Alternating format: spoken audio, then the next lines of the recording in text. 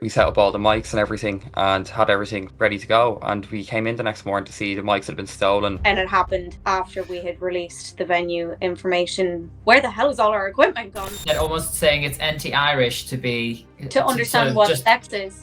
Fine Gael is one of Ireland's biggest political parties. One of the politicians from that party is the Minister for Education, and her husband is the director of AbbVie in Ireland, and they create the puberty blocker. They create I was assaulted by a drag queen who recognised me. That's the only time I've experienced homophobia or like lesbophobia is from TQ and TRA activists. If we don't keep going, gay rights in Ireland will be completely obliterated. Hi everyone, last weekend I flew to Dublin for the first ever Not All Gays conference. They had asked me to come and be the compere for the day, so I was the one introducing the different talks and the different speakers. Ireland as a country is so captured by all this gender madness, so Not All Gays is really up against it. They are the only LGBT organization that's pushing back. The press will barely report on them, while there are around 27 LGBTQIA blah blah blah trans organizations that get plenty of funding and media attention. So that means it's really up to us to lend them a listening ear and to amplify their voices. And that's why I'm making this video. So it's a chat between myself, Annick, their president, and Sean, their vice president. Before we get into it, please like this video, subscribe if you haven't already, and leave a comment. If you don't know what to say, just say, "Not all gays are down with this." If you want to support my channel, you can do so monthly via Patreon, or send me some love via PayPal or on here using Super Thanks. Okay, let's go. Hi, Annick and Sean. How are you two? I'm really good. A little bit tired after the weekend. As you know, I had a whole clatter of people staying because of the conference, so it's been non-stop the past weekend. But it was Turf HQ, wasn't it? Yeah, it's the Turf Hotel. How about you, Sean? Yeah, I know what you've been up to since. So you would have been all over Dublin. Literally, my liver needs a good break. Last night, me and Connie Shaw went out and saw the worst drag show of my life, and it was her first time seeing it, and it was just absolutely disgusting. And she got a good shock. So, wow, how was this different from, say, the drag that you've seen maybe say 5 years ago? Well, I'm not big on any drag, but this was particularly bad. He had, the big fake plastic boobs, and he was like ripping them around, like shooting them at himself, and just really taking the piss. And it was just so disgusting. It was so like, if I was a woman, I would have found it very demoralizing. I was kind of offended as a gay man over it. I was like, this is how you're presenting our culture, which I'd reject. But still, I just think, people need to do better. I think the venue needs to do better and not, have something so insulting. Be like, if someone came in blackface, that's the way I looked at it. I just thought it was awful. Right. But yeah, we had one too many shots and we were screaming, "You're a man," and all this at him. So we had a good laugh at it, but we were still just shocked, like. But the conference itself was a very special occasion because it was the second anniversary of NAG. Yeah. And also it was on the 10-year anniversary of same-sex marriage becoming legal in Ireland. Mm-hmm. Tell me about sort of the idea for the conference. The theme was LGBT interrupted. Yeah, so it was that the LG and B have been interrupted, co-opted, and kind of used as a smokescreen to push through legislation in our name, and then using it as a shield to kind of shield any scrutiny around these laws and legislations and policies and school curriculum changes in the name of LGBTQ, and it shields any policymaker from scrutiny because they can scream, "Oh, you're being homophobic," while also then these things are going to affect us, like the hate speech laws. That's why we set up originally. So we called it LGB Interrupted to kind of be like, we're not going to be interrupted anymore. We're going to speak out. And it was a really special day. And like, Menno, you've been a supporter of NAG since we founded in 2023, but this was our first conference and not kind of the jokey awards that we do at the end of the year. But this was really special, and we brought people intentionally knowing that we'd get the, oh, you're importing British ideas or American ideas or all the rest. And we even had someone giving out about it today, but it was an international conference intentionally because there's people all over the globe speaking out about this and affected by this, by gender ideology, but also like the other topics, like we talked about chemsex and surrogacy and LGBT youth groups and how all of those things, and freedom of speech. So it wasn't just about gender ideology, and we had people from all over the world, all walks of life, ages, races, religions, creeds, sexualities, even. And I just thought that was really special that so many people came to support us, and that we had such an informative day despite the overnight theft the night before of our sound equipment. I want to ask you about that a bit later on. But as you're saying, it's quite a feat for a very young organization. Young both in terms of it's only 2 years old, but also young in terms of yourselves. You're not like some of the organizations in the UK where they have seasoned veterans running this that already have inroads with, for example, politicians. You're still in your 20s. I'm probably older than the two of you put together, right? I think, no, not quite. I'm 27, so no. And you, Sean? I'm 25. So you're not. Okay, you're not almost. But nearly. But you started this from scratch. Also, the climate in Ireland is very different from the UK. So before we get into the specifics of the conference, I wanted to just explore the climate that you set up in. So like in the UK, we have on the LGB front, we've got Scottish lesbians. We have lesbian persistence also in Scotland. There's lesbian Labour, there's the LGB Alliance, there's the Gay Men's Network. Then we also have Sex Matters, the Women's Rights Network. For Women Scotland, there's a host of organizations and a whole sort of network. How does that compare with Ireland? It's not as big in Ireland, but the broader conversation around, being GC or the trans issue isn't really discussed in the mainstream media either. It will very, very rarely come up, and when it does, it's not in depth, like at all. Like in the UK, at least, you have plenty of different news outlets that will talk about it in one way or another. Over here, we don't have that, and everyone, it's a lot more woke here than it would be in the UK. There's much less of a diverse opinion going on, and even the women's groups are a lot smaller. Like we've got, I think, about 5 women's groups. It's all very tight knit. Everyone works very closely together, whereas in the UK, there's split off into loads of different directions with the groups, and they all tackle different issues. But over here, it's just not like that. I also think, because for your viewers who might not know, we do have full self-ID, like since 2 months after, and it was kind of snuck in on the back of the high that we got from the same-sex marriage. They kind of passed it without very much scrutiny at all. And it's full self-ID. It's a tenner. We talked about that at the conference. It's literally a tenner. Change all of your sex markers. And I think, like Sean was saying, we're much smaller country, so it's harder. So we, like all of the gender critical people, or the TERFs, know each other and work together because there's so few of us willing to speak out, or like that we know of. Obviously there are people who share our views. We just haven't found them yet because they're scared of speaking up, or don't have a Twitter yet and haven't found us.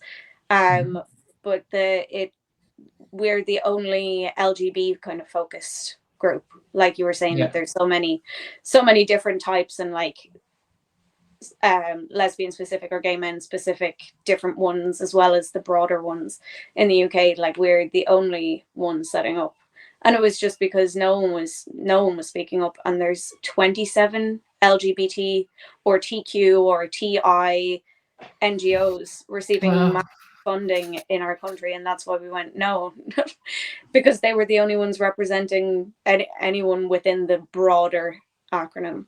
So that's kind of why we set up, because they were the ones lobbying for different legislation, and everyone in this country, the normies, perceives gay people as part of the wider acronym because of the context of our NGOs and government structure. So as young guns, if you like, in this game, are you frustrated with, say, the veterans of the gay rights movement in Ireland? Are you like, where are you guys? What the hell? Why are you leaving it up to us? Absolutely. Like, there's a lot of frustration, especially because so many of them have opened the door for, you know, transgenderism to walk in and take over.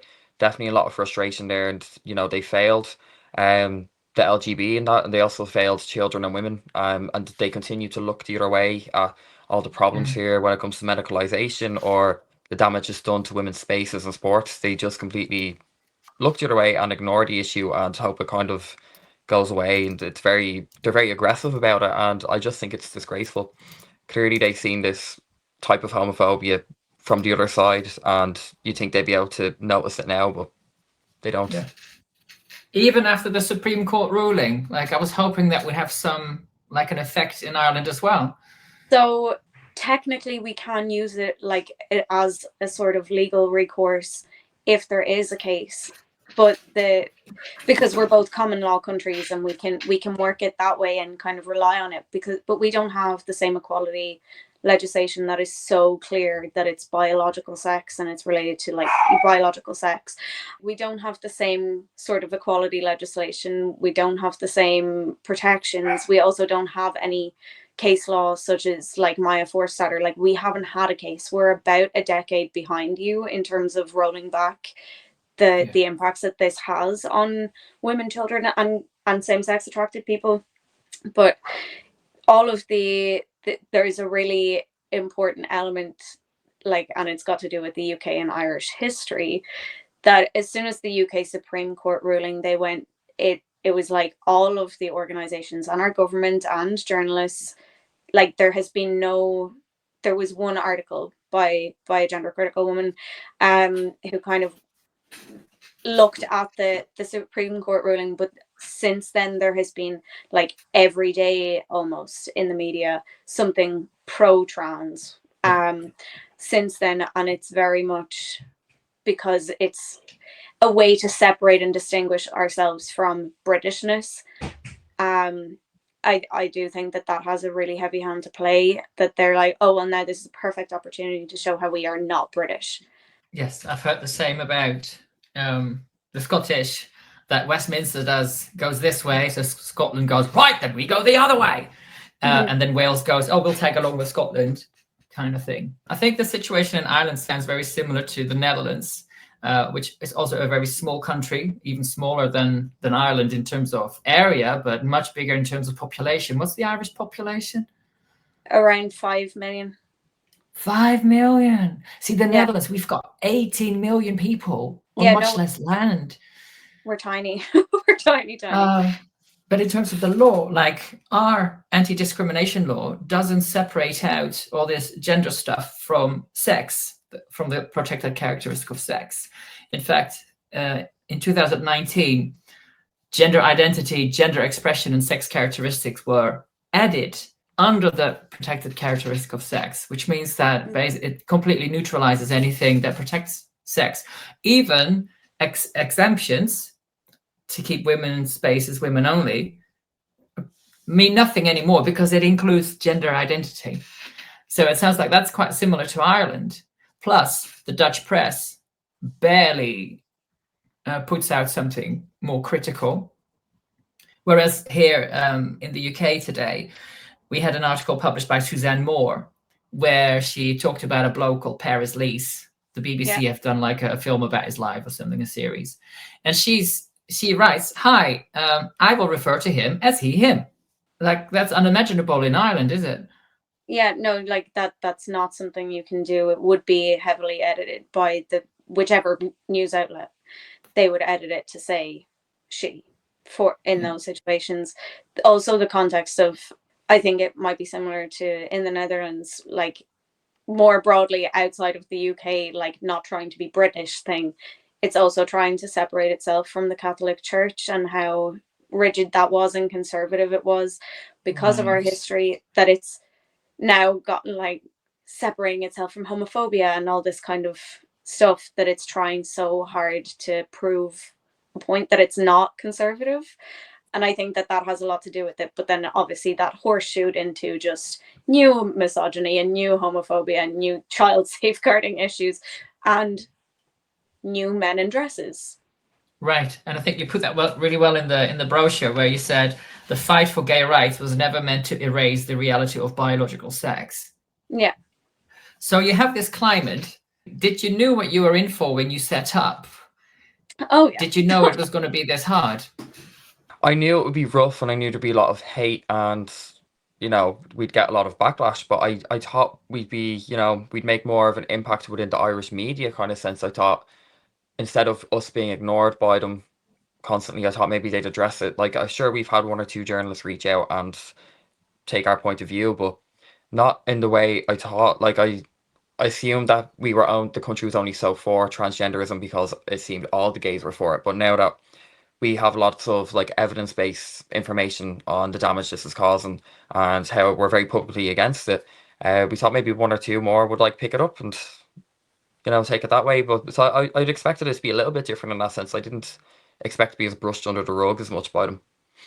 Okay, yeah, in fairness, I agree. I did, because at the start we did get picked up by the media when we were talking about the hate speech legislation. And then when we caught that, it was actually 2 years ago as well, during Pride Month, the holiest of months, we managed to catch that Dublin Pride, the organisation, were photoshopping images from the protest against Declan Flynn's murder, where they edited in trans signs into this, photoshopped it, and we caught that. And it blew up on Twitter because people were like, "Oh my god, the revisionist type of behavior going on there," especially when it was a murder, and they went out specifically for queer bashing these 4 guys, and they got off without any sentence. And it was like this whole thing in the 70s, and that was the start of our gay rights movement here. And they were photoshopping it, so we caught it, and then we were asked for comment. And that's more or less, other than my interview then after Let Women Speak, about Belong To, that's kind of the only media. And then you'd think, in terms of the conference, we're self-funded, we're all in our 20s, and up to 35 is our eldest member, managing to have all these people from all around the world, different expertise, different backgrounds, all different ages, that we're doing this on our own pocket as a group, and we all work full time. This is all in our spare time. We make no money from NAG, and we all work really hard outside of NAG. And that don't full press releases, media invites, and completely no acknowledgement of the media invite. Not even a no, we aren't in a position to cover that. Just completely ignoring. And especially in the wake of the UK Supreme Court, you'd think, considering they're meant to do their job and unbiased reporting, no, it's been incessant pro-trans articles. Panty Bliss, and we discussed this over the weekend, Menno, that he was going on about how he feels so unsafe walking around the streets now because of the rise in homophobia and transphobia, even though a year and a half ago he was inciting violence against LGB quislings, as in referring to gays, lesbians, and bisexuals, like the 3 of us, and inciting violence and saying that we deserve to be attacked. So, but he feels unsafe walking around. So right. And how about you, and how safe you feel? Because as you said, it's Ireland is much smaller. Dublin is much smaller than London. I guess it's much easier to be a recognizable face. And you and Echo only went public, was it 2 years ago at Let Women Speak in Dublin? Yeah. That's when I broke my anonymity. And I generally feel quite safe. The only time I've ever experienced any sort of harassment on the street has not been because I've been gay. It's because I'm a woman. And it's right. Sexual harassment or just general sexism walking down the street. Until then, I broke my anonymity, and I'm facing it from the so-called community and Be Kind. Right. and I was assaulted by a drag queen in one of the gay bars who recognized me, actually knew me, like we had mutual friends. But he has in his Twitter bio like punch turfs or something, Yeah. like something like that. Yeah, I was assaulted in the bar, but that's the only time I've experienced homophobia or like lesbophobia is from TQ and TRA activists, not anyone who understands that sexual orientation is an immutable characteristic of a person. And that Wow. was in the same bar where they had that sign about J.K. Rowling that you saw that Oh, time. where we went. Yeah. Mhm. Right. Okay. So for the viewers, 2 years, not last Christmas, but the Christmas before, Mhm. we went to this pub, and Sean, you and I were at the bar at one point, and we saw this sign that said "fuck J.K. Rowling." And I talked to one of the guys behind the bar, and I'm like, "This is misogynistic," and this, I don't know what I said. I just went off on one. And then you stood next to me and just like, "Did you make it yourself?" or something like that. And he's like, "Yes, it was made in-house." And you're like, "Oh, artisan signs made in-house. Can I order one?" I'm such a wind-up. Well, you gotta laugh at the end of the day. But yeah, this is a very different climate to the UK, and I can imagine that it's very tough. It's very isolating. But then you pull off this conference. So, what was the seed for the conference? Had you been to another? We kind of wanted to bring something to Ireland because there's so many, the LGBT Alliance conference is, so big and it's very informative. So we wanted to do something similar over here and sort of draw more attention to Ireland and kind of put Ireland on a bigger, on the map, bigger for all of the turfs here, and show that we're really fighting back against this, especially coming from the gays. But we did also want to have our own spin on it because, it is very serious and a lot of these conversations are very difficult to have. But we wanted to kind of bring it in a more lighthearted sense with the names of the different panels where we like pun them off movies while also kind of making a statement about them, such as All Quiet on the TQ Front, our veterans panel that said it all. The TQ was quiet for decades and decades, and suddenly they're everywhere. Yeah, no, the program was very diverse. I would almost argue it's the most diverse one I've ever been to, because it also looked beyond all the issues that gender causes for LGBs. There was the one about surrogacy. There was the one about chemsex, which is quite a controversial topic. What sort of audience did you draw on the day? So it was a real mix of people. Like we had people that came over from the UK, younger gays that we would have connections with, but they were, I think the draw was that we were talking about things that maybe other gender critical groups don't have conversations about. And with the chemsex panel, like obviously I'm the president and stuff, and I really did push for that panel because yes, I'm a lesbian, and that is a topic that I would otherwise not be researching myself. But I think it's really important as the head of an LGB advocacy, because it's not just gender ideology that's affecting young LGBs or the of any age, lesbians, gays, and bisexuals. There are other issues, and as an advocacy group, we have to be willing to have those discussions honestly and without stigma, but to have those conversations because it's impacting the lives of young gay men. And so I think that kind of drew a younger crowd. Also, the fact that we're a younger group anyway, and that we're a little bit edgy and a little bit weird. A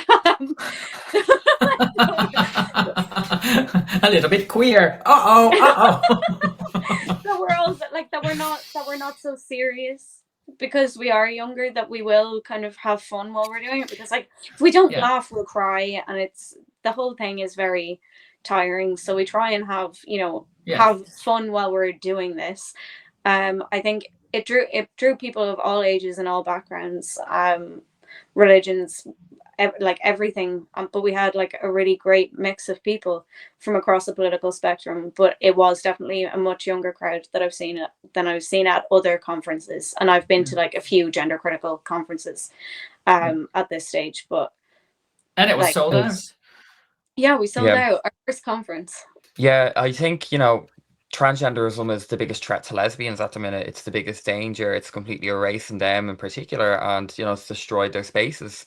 But I think another reason why we want to do chemsex is that is the biggest issue for gay men that's just not talked about. It's actually killing gay men.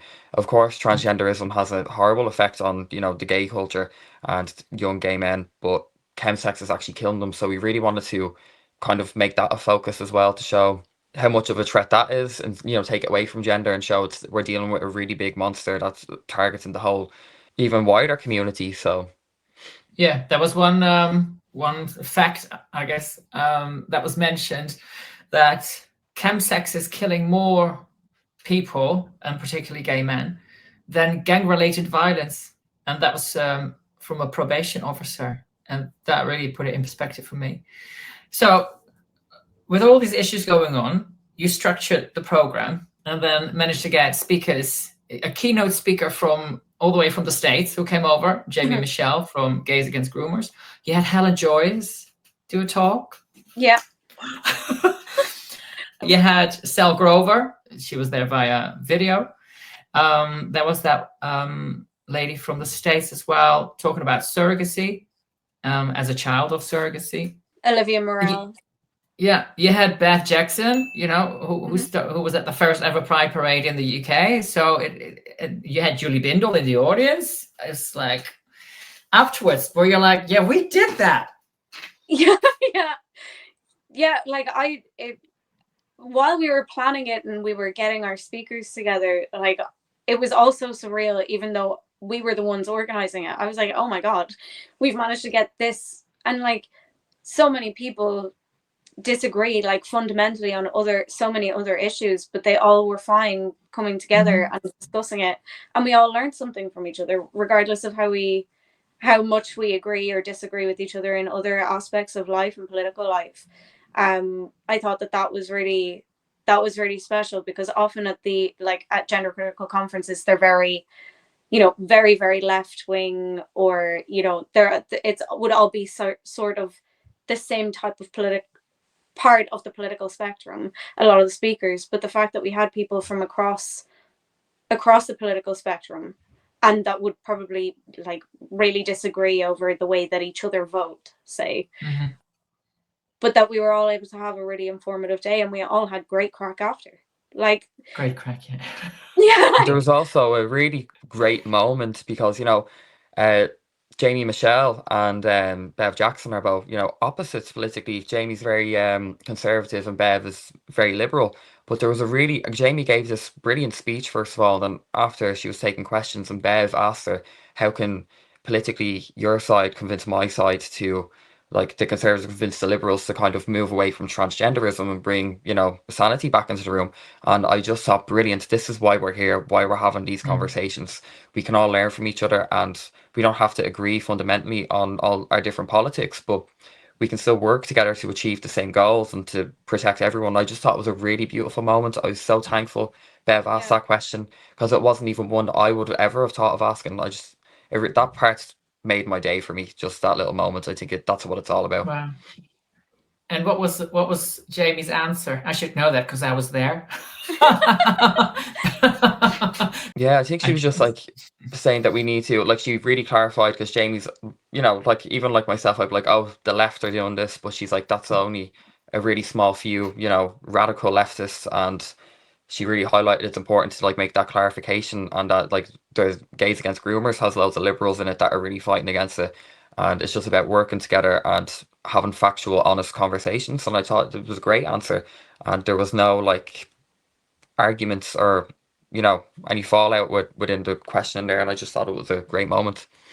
Yeah, and I also thought that was a really particularly poignant moment, shall we say, because Bev Jackson was one of the very early members in the like formative days of the Gay Liberation Front back in the 70s, but then also founded LGBT Alliance with Kate Harris in 2019. And then Jamie founded another LGBT group that's pushing back against this almost 3 years ago now, almost exactly 3 years ago.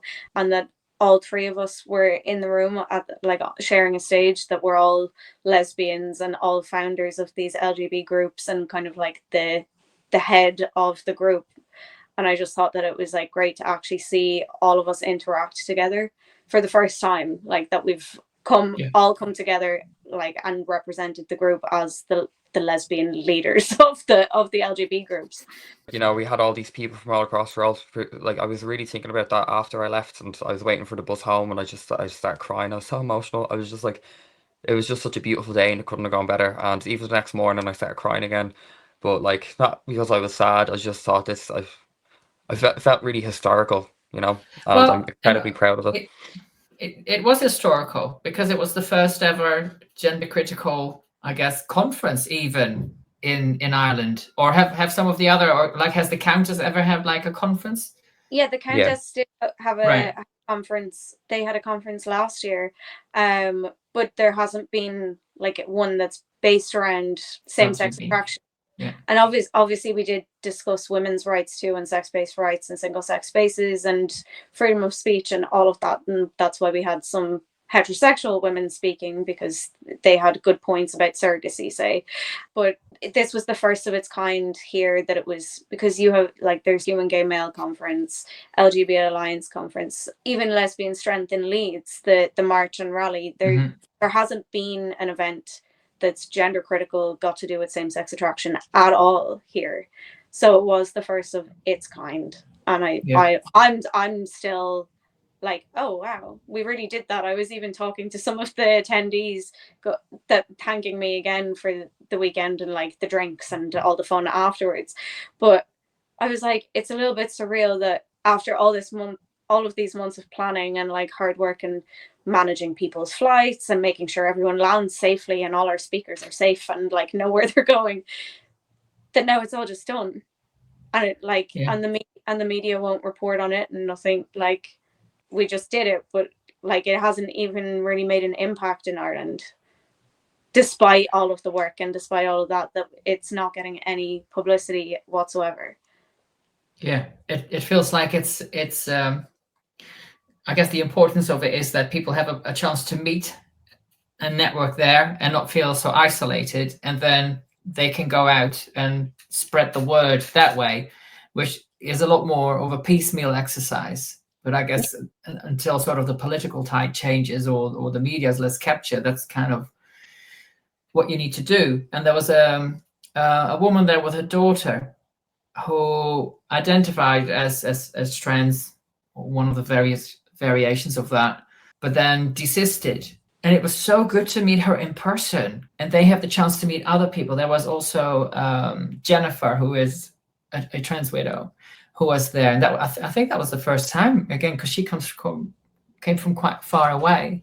The fact that people are willing to travel so far, and just like the others that came over from the UK to meet and share experiences, and it's such a tonic, these events, because it can feel very isolating, and then you leave kind of with a boost.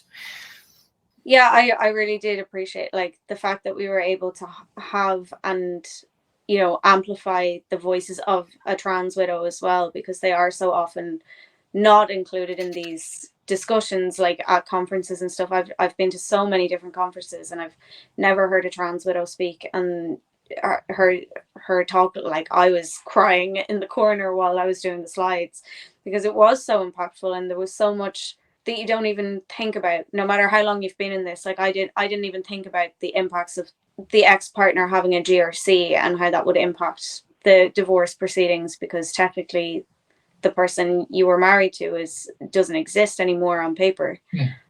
And I didn't even think that. And I thought that it was really important that we included women like Jennifer and Jennifer's voice and her story at the conference, despite her not being, like, the situation wasn't with a same-sex couple. It was important for us to amplify her voice as well. Yes, and I think that panel in particular really showed the pain that this causes to so many different people in so many different ways, but in the most direct of ways. We heard that from her. We heard, and how it just goes on and on and on and on. It doesn't just end. And same with Richie Herron, who spoke as a gay male detransitioner. His medical issues are for life.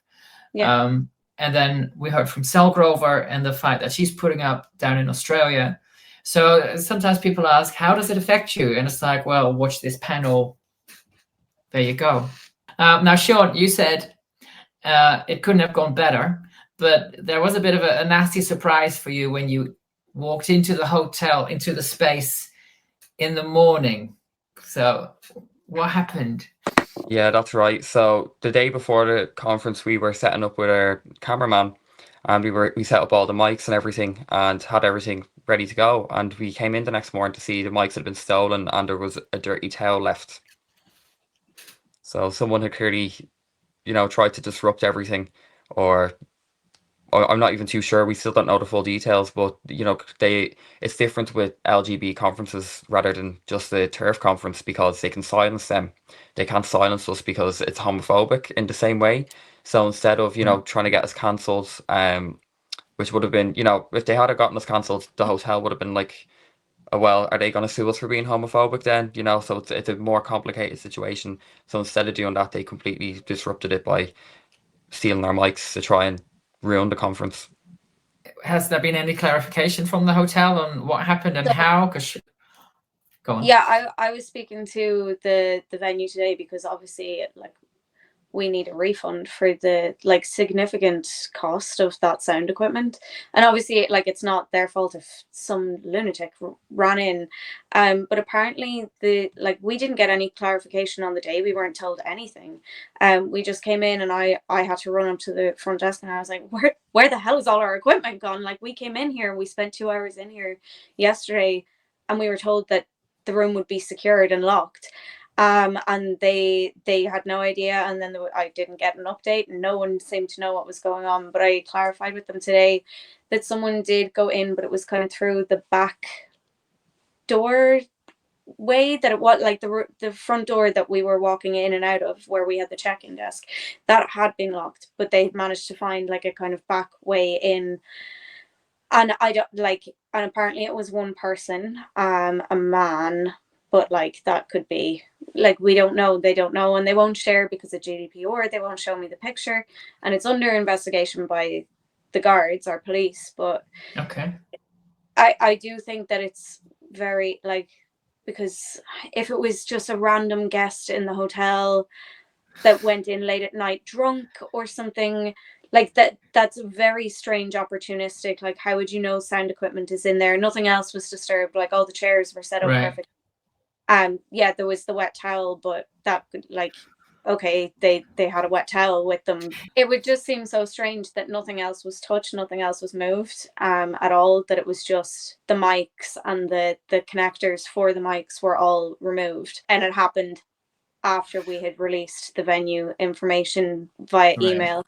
And we did have suspicions that there might be someone who bought a ticket for the purpose of, I don't know, a cricket situation, which is why we were so strong on, we are checking your bags before. Right. So cricket situation, that was at the LGB Alliance last year, where 2 girls released, was it thousands of crickets into the main auditorium? And they were super young, weren't they? Yeah, I think they were 13 and 14. Wow. I was there, but I was on the front row. So it was happening behind me. We were ushered out real quick. So it disrupted the conference. And that was for quite an important talk with a whistleblower. Yeah, with Jamie Reed, the whistleblower. She was there, over from the States. Yeah. So they then did the talk in another room. But yeah, you only released the details of the venue the night before, even 10 in the evening. Yeah, it was 10 for anyone that so I had staggered it for the when the emails were scheduled to go out, so that people that I knew for sure that I'd met, because we are so tight knit in Ireland. If they were vouched for, they got it slightly earlier. But if there was anyone I was unsure of, and no one else, we just had to be careful, because there was even Fred Wallace was on Twitter from the get-go, going, oh, I'd love to come, but obviously he's not going to put Frida Wallace on a ticket.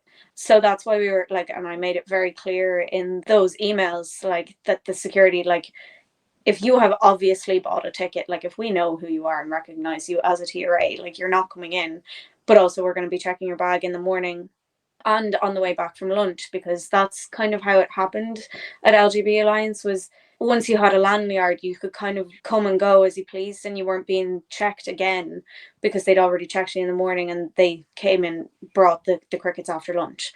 That's why, like, I was just like, I'm not being liable for it, because there was women with mobility issues and women in wheelchairs and young people who, like, I just wasn't going to be, I'd feel so horrible if something happened. But I think they knew, because we were also very public, that the reason we were keeping the location confidential until the last minute was to prevent harassment. That if they did harass, that it, like, they prove us right. And our trans rights activists are a little bit more sneaky than the UK ones. And I think there's a possibility that one of them managed to figure out the general location and possibly snuck in and stole the mics and thought that would, but also, even if we couldn't find replacement mics, the show would still go on. We'd just project our voices or everyone go up to the podium. Like, you know, we weren't going to let a couple of mics being taken, like, get rid of like that to stop the whole conference when people had traveled so far. Yes, so thankfully there were no crickets. And there were no TRAs protesting outside. You also had a senator in the House. And I was particularly pleased to see this senator, because last year she was in Parliament reading out a list of gender identities, over 100, right? And it took her between 20 and 25 minutes. And I remember when I watched it, I couldn't believe it. Speed gender, spic gender, spillinger, spirit gender, splash gender, splendor gender. And there were others trying to stop her. And she's like, no, I'm reading them all out. You're going to have to sit through the whole thing. So when I saw her there in the room, I was like, oh, wow. What's it been like trying to make inroads in the different political parties and trying to get politicians to engage? So we've for the various different campaigns that we've done, you know, pushing back against various different legislation, like the hate speech one and the surrogacy one, because it was weaponizing gay people again to push something through, even though it's nothing got to do with gay rights. So I sent, like, we drafted, and then I was sending individually to each and every politician. So there's about 80 senators, and then roughly 160 TDs, which are our equivalent of MPs, and the senators would be like the House of Lords in the UK, and contacting them each individually, and you might get a response, but it's very much like, oh, well, our manifesto says LGBTQ and trans rights and blah, blah, blah, blah, blah. The only political party that's willing to even vaguely engage is AIM2, but that's because there is no real opposition in our country. They're all pro-trans, and they're all even the ones that you think might push back a little bit or at least engage. Like, the party leader has a trans-identified brother, and then Senator Sharon Keoghan has engaged with us over various things. She's gender critical, but she's an independent senator, as is the other senator who has engaged with us with surrogacy issues and the hate speech issues. There was one, Fine Gael. Yeah, she's Fianna Fáil, I think. A Fianna Fáil senator back with the hate speech thing, that she mentioned us and she kind of engaged, but that is the extent of it. Like, no one is willing to engage or sit down or even hear either side. They just go, no, you're bigots, basically. And there was a senator in the surrogacy legislation, like in the debates, and obviously this is all recorded on the transcripts and everything, who specifically called me because I'd delivered a parliamentary briefing on gay rights and surrogacy, and she called me and one of the other gender critical women hateful, and that we say vile, disgusting things online. Didn't name me, but said, oh, those two women who were at the briefing yesterday, they say vile, disgusting things. They're extremely hateful and homophobic. But this is a heterosexual woman telling gay people that like we have to go along with this because she has a vested interest in surrogacy legislation. So like there's, but it's on transcript that I'm a hateful person and that like in our upper house in Parliament. So it's our situation is that like there's no inroads politically. A big issue in relation to that is, not to say being a TERF is in any way conservative because it's a non-partisan issue, but within Irish politics, our whole government is left-wing, just different variations of the left. And because of that, without any kind of conservative voice, there's no typical conversation you'd have between the left and the right. So anything that goes outside, progressive views is seen as hateful and bigoted, and there's no room for any other discussion whatsoever. So I think that's a big part of the issue why TERFs aren't really being heard, because they're just painted as right-wing conservatives, no matter what their background is. Like Annick's a very centrist person. I'd be more conservative, but we've a communist and not all gays. We really, have people from all sorts of backgrounds in this fight. Our politicians even will say that gender critical views are far right, are homophobic, but anti-choice, like for abortion rights, that they're all Catholic. Like I'm an atheist, I'm pro-choice. I voted pro-choice in our referendum. I voted yes for repealing the 8th. I'm a lesbian. I'm anti-racism. And they use all these things, and then I'm like, okay, and then what? Because I'm not conservative. I'm also not like the usual. Oh, they're all upper middle class, older, like these names that they just throw around. They're all Brits, and I'm like, okay, right, yeah. Well, that was something in the toilet, wasn't there? All the TERFs are Brits. Okay, that was in the same bar. We went there yesterday with Connie, briefly just to show her. TERFs have British souls, apparently. Oh, right. Okay. Again, just aligning you with the colonizers kind of thing. Yeah. And that almost saying it's anti-Irish to understand what sex is. Right, exactly. They always say we're important British politics and all of this, which is just ridiculous, because transgenderism was probably imported from Ireland or from Britain into Ireland, like when obviously all this stuff came into the Western world, it came from America and Ireland, but apparently we're the ones importing views. Yeah, and one thing that was imported from the Netherlands, to our shame, of course, the Dutch protocol, as in puberty blockers, even though you can't get those directly in Ireland, but kids were sent to Tavistock Jits, weren't they, from Ireland? Yeah, because we didn't have a youth gender service, so they were being sent. There was kind of like an outsourced thing in our children's hospital where they had people supposedly from Tavistock. It's a whole other scandal, and I don't think I'm allowed to say the full details on camera, but there was people supposedly from Tavistock kind of assessing and then referring over to the actual Tavistock clinic. But in an audit done a couple of years ago, between 2018 until 2023, I think, there were only 3 out of 10 applications actually went through it and got full consent. 3 out of 10 were getting actual informed consent, whatever that means in terms of gender medicine.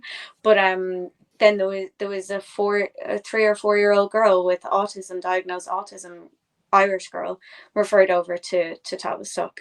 Like, it was really scandalous stuff, and it should have shut the whole operation down, but it didn't. Yes. Like, this story broke. It broke in the papers and then nothing happened. But this is the same as like all of the other scandals against children in this country. Like, another worrying thing though is that Fine Gael is one of Ireland's biggest political parties, and one of the politicians from that party is the Minister for Children, and her husband is the director of AbbVie in Ireland, which is they create Lupron. Yeah, and people look at you like you're a nut job conspiracist for pointing that out, but like there's say that again. Come on.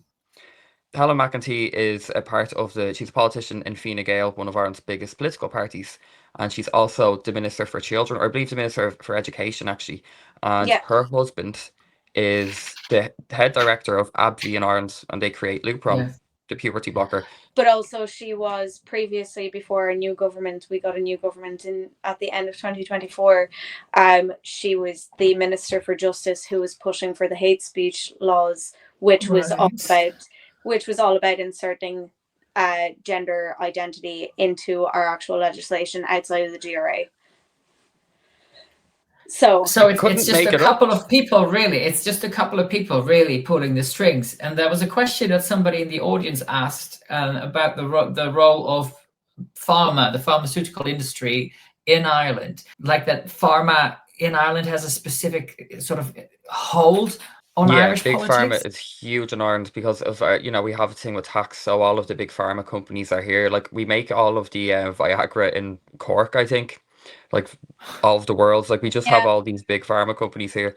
A lot of the Pfizer like COVID jabs were being made and like exported from Ireland. Like, so we had a vested interest again in like COVID and COVID measures and stuff, and that like a lot of people have shown financially that there was a reason why we were being locked down harder, and they threw out the other options of vaccines because Pfizer is a stakeholder in the state, and the state has, stocks in Pfizer. Like, it's embedded in Irish politics. Big Pharma is, in like a massive way. And like her husband, she is one of the ministers.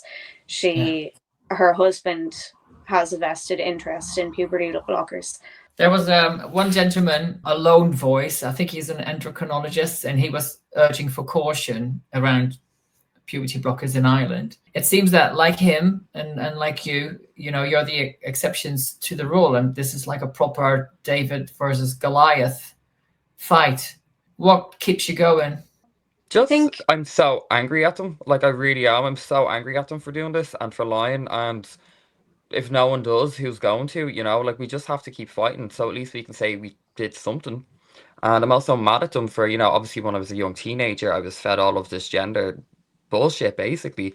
And I want to be someone that those people can, like, actually, I don't need to fall for that. I want to show people it's okay to not have these beliefs and to stand up for what you believe in. Even if I'm wrong, I'm going to be proud of myself for sticking true to my beliefs. Right. Because you actually thought you were non-binary at some point, didn't you? Yeah, and I've seen people around me transitioning and then, go back and forth, and I've seen the damage it caused them, and I've seen the typical young people that fell into it. Like, they weren't just, fed a bit of gender ideology, like they had some underlying issue, whether it was autism, self-harm, eating disorders, or just even a traumatic home life, and then they go down this path, and I just seen how dark it was, and I just, it's a very frightening thing, and I don't know, someone has to call it out. Yeah, I think that the thing that keeps me going is, I don't know, we have a joke within NAG that like I will succeed because I'm insane. Because like I don't, and I was, you were asking how do I manage to do so much work with NAG, like on top of my career in law, full-time job, paid job, and like I genuinely don't have an answer how I manage to juggle it all and how my brain can manage to handle it all. But I think my main thing is I really despise liars, one, and I'm really upset about seeing so many young women that I know damaging themselves in that way and believing the lies that they're being fed. Lesbians obviously being threatened with all sorts from men who demand that they're lesbians and that we all have to accept them. But mostly because I think about younger me and the fact that I didn't have an older lesbian back then to look up to kind of guide me. And that's why I broke my anonymity in the first place, was because younger me needed to see someone closer in age to her than, someone who was 40, because that kind of disconnect, especially when you're a teenager, you're like, oh no, I'm not going to listen to those old people. But to see someone in their 20s that also a feminine lesbian, like, is rarer to see talking out about this. So I think it's like mostly for girls that were like me that needed someone to look up to I didn't have one. I didn't have anyone for guidance in terms of my sexuality, or if it was okay to go, hold on, but he's literally a bloke though. He's not a lesbian. Yeah. There's also an aspect of, when I first started peaking and, all my friends around me were, basically TRAs. I felt like I was going crazy, and it's only until I seen other people online talk about this, or more specifically when I seen J.K. Rowling tweet, I was like, I'm not crazy. Oh my God, I'm not. And I've been like, I'd like to be that for someone else who's isolated and is being all their friends are on the opposite side and they're telling them they're crazy. And I even had someone message me that found my TikTok who I knew years ago who was like, oh my God, someone else who's saying this. And it was the best feeling in the world. To be like, yeah, you're not alone. Like, you're just normal. Yeah. Yeah. Yeah. And even there was some girls that I was like, I am friends with, but I wouldn't really have spoken to, and I haven't seen in several years. Like, they're friends from when I lived outside of Dublin, and they saw me because I got a little bit brave, and because I was like, whatever, I don't care, I'm doing a conference on my Instagram, and I never really turf on my Instagram. It's just for photos, and like, I don't make it political, but two of them reached out and they came to the conference, and to know, oh my God, see, we found more. We just don't realize that we all are having these thoughts, and they felt like this for years and thought they were the only one. And I think that that's like another reason why I keep going. And I just like, I think we have to keep up going, because no one else is going to do it for us. And if we don't keep going, gay rights in Ireland will be completely obliterated. If no one, like, even our very small voice isn't just in the corner going, hold on a minute, like, that does something as difficult as it and tiring as it might be. And maybe we aren't going to see the results just yet, but like, it is, people are realizing.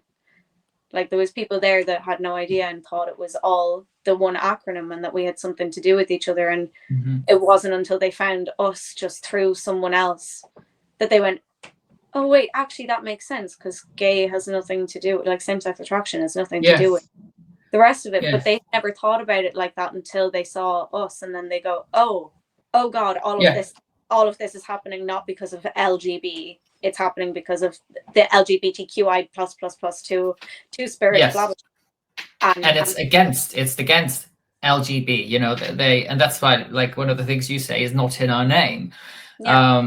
And the morning before the conference, I booked myself a blow dry in a salon around the corner, and here's a woman doing my hair with, you know, a hot tongs and stuff, and you know, I was like, I don't want to upset her in any way.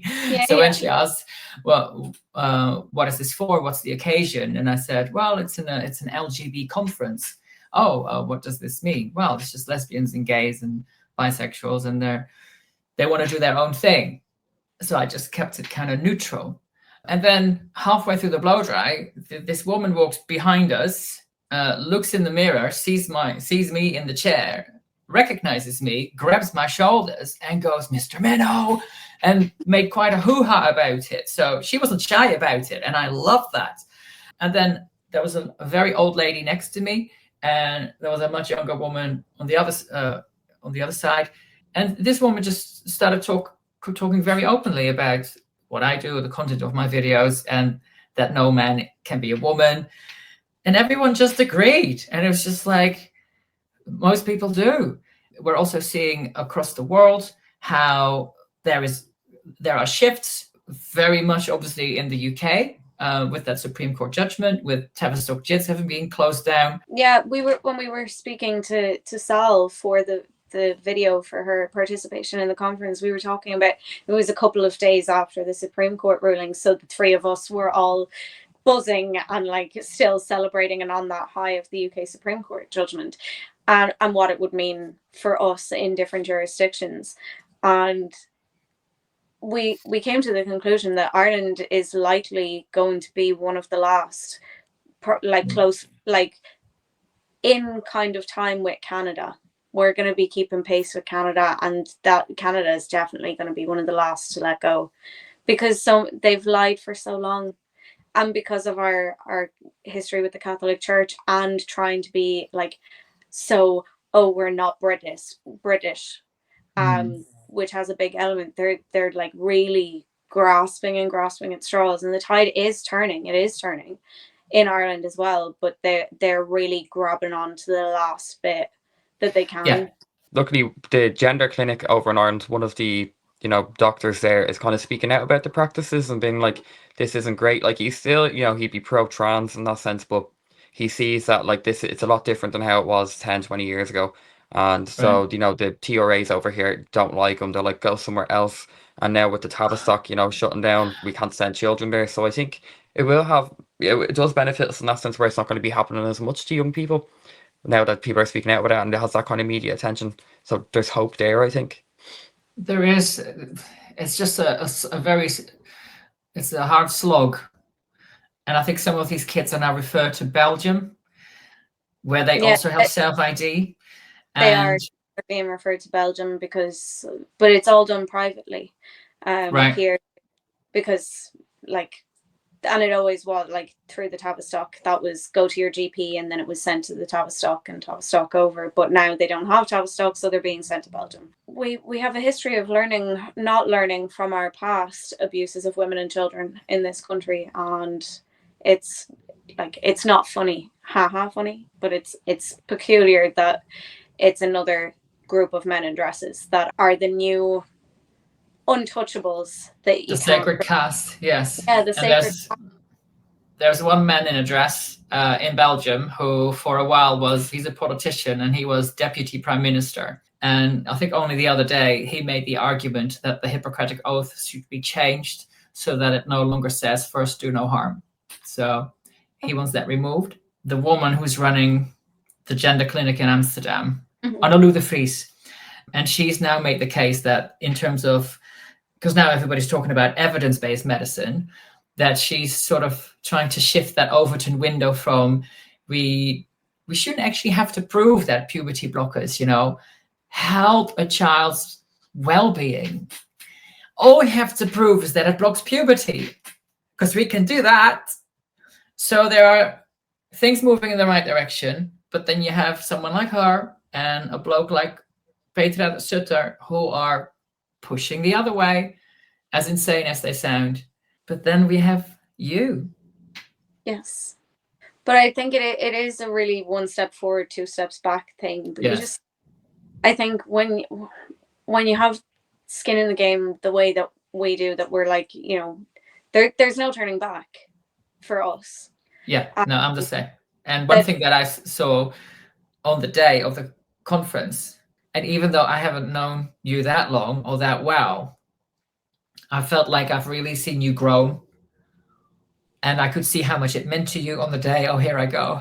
Like at the end when you got your flowers. You're gonna say. And I could see how much it means to you. And for you to be smeared as bigots and haters and this and that. It's not easy dealing with that. It's not easy. Like, that's why it makes me so emotional, like the amount of support that we're getting from all across the globe, all of these different people, some of who I've known for like several years by just my turfing before NAG, but then also people who I've never met before coming and supporting. And like there's a young Muslim gay guy that lives in the UK, but he's originally from Bangladesh. He just saw about the conference and offered to volunteer, and he came over to help us. That kind of support helps negate. Oh my god, I'm going to start because you started. Sorry.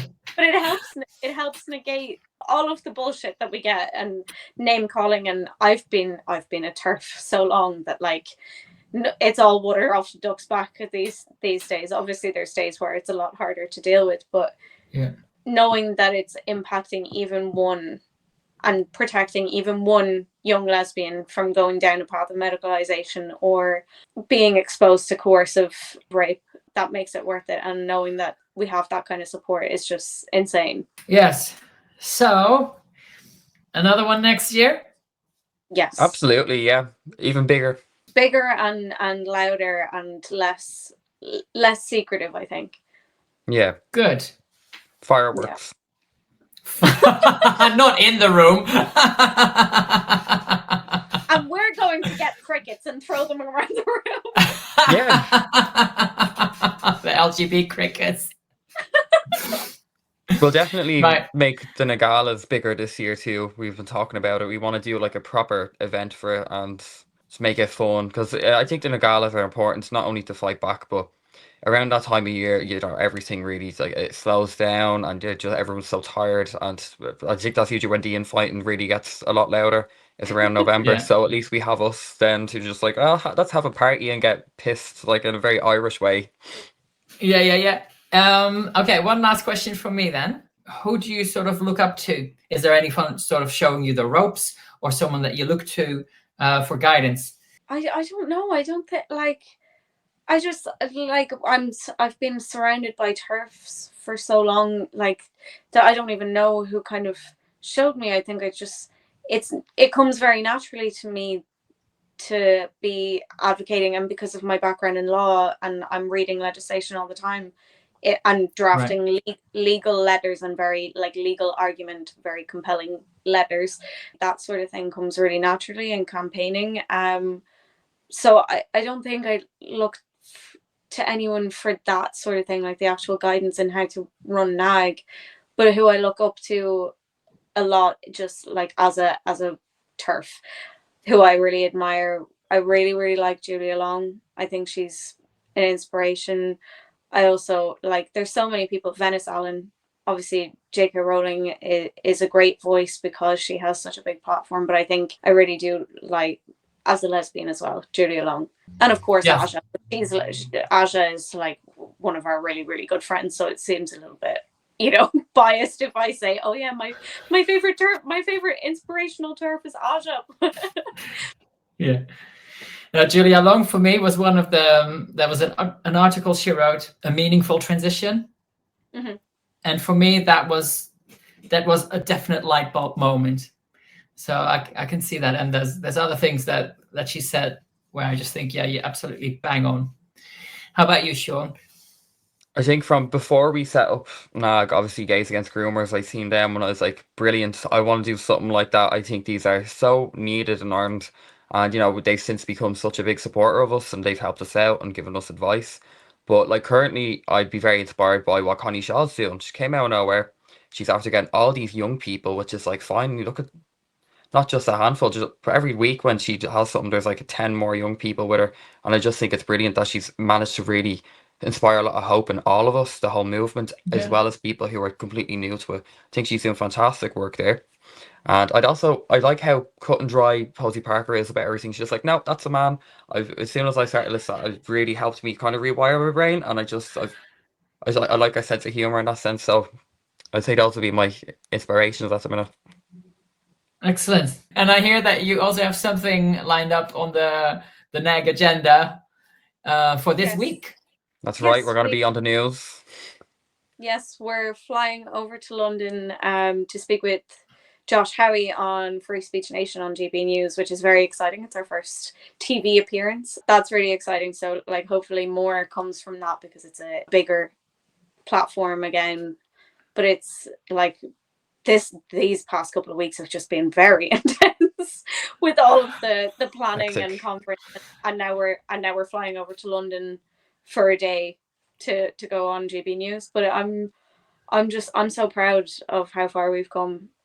Yes. Like in 2 years, and I know like it seems a little bit slow and we're still so small in comparison to other groups, but I'm proud of us and what we've achieved because we're all working really hard full time in our actual jobs. The impact we are making, might be small, but we are mighty. I think what you've been doing is absolutely fantastic. Again, I'm biased because but it's true. No one else is doing it in Ireland from the LGBT perspective, and you're doing it, and you're so young, and you're working full time, and you pulled it off. You had a senator at your conference, a speaker from the States. You had Sel Grover. You had Bev Jackson in the house. You had like a support message from James Dreyfus to open it up. And this is the first year, so I'm looking forward to seeing you grow in the next year. Obviously, you're on TV on Sunday. Keep going. Thank you. And keep doing what you're doing. And obviously, I'll be spreading the word as much as I can with, my limited sort of the exposure that I can give. I thought it was an absolutely fantastic day and very happy to be part of it as well. So thank you for that. Yeah. And thank you very much for coming. For being part of it, because it was, I think, because some of the topics were so heavy that you were such a perfect MC. You'd address what the topic was talking about in a very compassionate and sensitive way, but then also kind of bring some lightheartedness to it as a kind of breath of fresh air between panels, because it like a lot of the things were upsetting or very heavy topics. So to have you with your humor and lightheartedness and giving your personal anecdotes in between, it was really nice, and it helped, I feel like, helped people stay in the room. Absolutely. You've had a really lighthearted response to a lot of things, especially when it was like rough to listen to. And obviously, like, I was very zoned out the whole day. I was extremely stressed and everything. So having this like really difficult conversation and having kind of turned into telly bingo for 10 seconds of you like having a laugh with everyone was just, it made the day so much easier and fun at the same time. I did make one big mistake though, because the night that I came in to take all the sound equipment, I left that towel. Mano. I thought I'll spice things up a bit. Make sure you're on your toes. Let's see how they work under pressure. Yeah. Let's see what they're made of. I'm gonna push the test of year. You went for a blow dry, yeah. I thought you were going to say something else then for a second, but anyway, sorry. Well, thank you so much for your time. Thank you for having us on. Good luck on Sunday. Thank you. Thank you. And to everyone, when are the videos going to be out online of all the talks and the panels? In the next week or two. We just have to edit it. Well, good luck on Sunday, and everyone watching, thank you very much, and do check out NAG online. Oh, we've lost Anik. I killed her.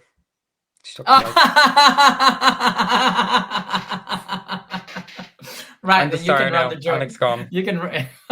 Yes, okay. So check them out on X at. Not all gays. Thank you for watching, everyone. Ciao. Thank you so much for watching, and thank you to my PayPal and Patreon supporters. Because of you, I can make videos like this. Special shout out to my big spenders. Help Her Open, Mama Turv and the Turventines, me Julie, the lovely Mary, Julia, Dusty, Judels, Leffy, Dorothy, Wildfire, Esther, and Martha. Thank you.